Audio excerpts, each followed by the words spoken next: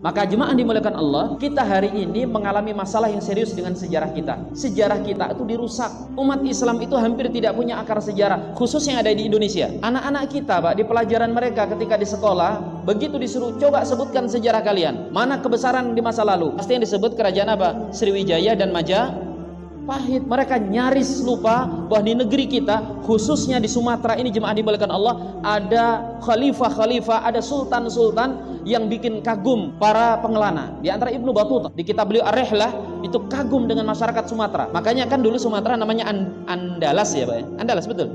Andalas kan? Makanya kan mengatakan itu Ibnu Battuta, "Faqidna Andalusia wajadna Andalas." Kami kehilangan Andalusia ketika direbut oleh tentara salib, tapi kami mendapatkan Andalas sebagai gantinya. Di negeri ini jemaah dimuliakan Allah, pernah hidup sultan yang mereka itu seperti Umar bin Abdul Aziz. Mereka hanya tinggal di samping masjid. Umat atau rakyatnya kalau ketemu gak usah repot-repot protokoler, cukup tungguin sultannya di masjid, nanti bisa ketemu. Nah, ini sultan biasa dong Ustaz. Oh, jangan ngawur. Ini sultan ini jemaah dimuliakan Allah, ketika Selat Malaka diganggu oleh Portugis, dia kirimkan 600 kapal dan Portugis ditenggelamkan di Selat Malaka. Itu sultan hidup di bumi penuh berkah di Sumatera Barat ini jemaah dimuliakan Allah.